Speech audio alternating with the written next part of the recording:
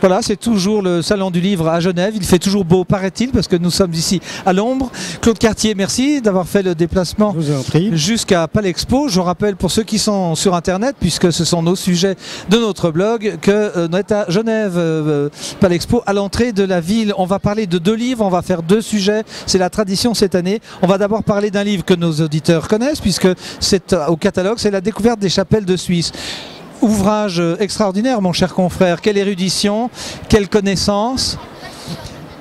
Pourquoi l'idée de se dire, ben voilà, on va s'occuper des chapelles maintenant, parce qu'il y a assez de choses consacrées aux cathédrales. Voilà, l'idée au fond, c'est chaque fois des objets très familiers dans le paysage. Les chapelles sont toujours bien posées, souvent très bien posées, sur une petite éminence, dans un beau pays, sur un col et autres. Ça, je peux poser une question tout de suite, je vous interromps. Pourquoi est-ce qu'elles sont si bien posées que ça? Pourquoi elles sont si bien posées? Parce que souvent, elles ont une histoire propre. Elles étaient sur un chemin. Elles étaient sur un chemin de grande randonnée, puis tout d'un coup, on avait envie de faire une pause et on posait une chapelle. Ou bien elles sont sur des lieux où il y a eu un miracle, entre guillemets, et puis on faisait une chapelle. Ou bien c'était des tout petites communautés villageoises qui étaient trop loin du centre principal, et puis qui construisaient aussi une chapelle au fond. La construction des chapelles remonte à... Oh là là, il y en a des extrêmement anciennes, hein, puisque c'est les premiers bâtiments qu'on voit, mais disons il y a eu une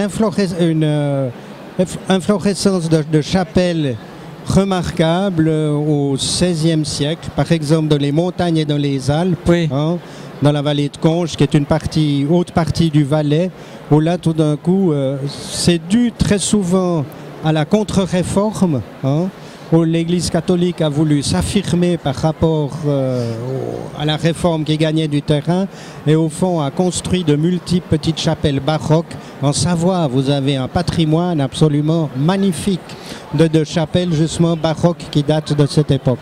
Qui sont donc catholiques. Qui sont donc catholiques.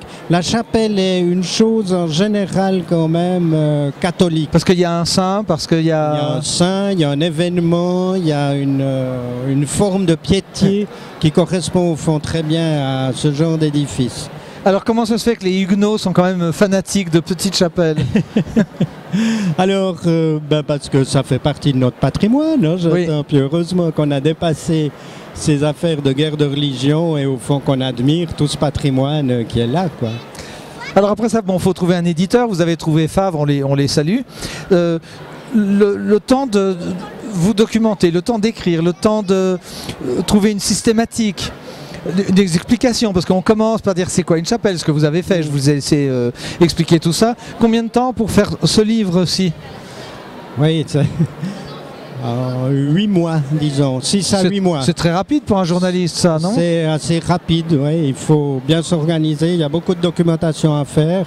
Puis après, il faut mettre tout ça en forme, 6 à 8 mois, quoi. Il y a beaucoup d'ouvrages consacrés strictement aux chapelles suisses? Alors, il y a des ouvrages, mais c'est toujours des ouvrages extrêmement techniques, je dirais, descriptifs. L'objectif de ces ouvrages, ça a toujours été, si vous voulez, de faire une description exhaustive de la chapelle quand elle a été construite, pour qui, pourquoi. Au fond, on fait un catalogue, si vous voulez.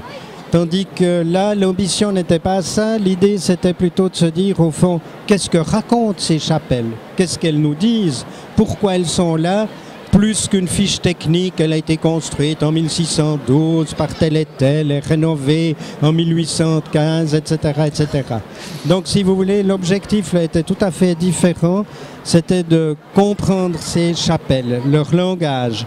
Alors, ce qui m'a causé aussi pas mal d'ennuis, parce que tout le monde avec qui on parle de ce livre, ils ont une petite chapelle qu'ils aiment, au fond, qu'on a vue une fois dans une balade, qu'on a appréciée. Oui.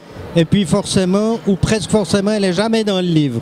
On dit, mais ton bouquin, ça vaut rien, mon Dieu, moi, cette petite chapelle merveilleuse, elle n'y est justement pas là. Hein?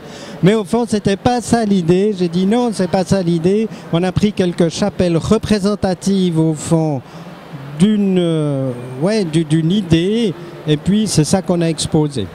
Eh bien, ce sera pour le volume 2, pour toutes les chapelles où on vous fait remarquer que vous ne l'avez pas vu, ce sera pour le volume 2. Et puis on va passer tout de suite au deuxième sujet. Vous cliquez sur Claude Cartier 2, parce que ce sera le sujet numéro 2.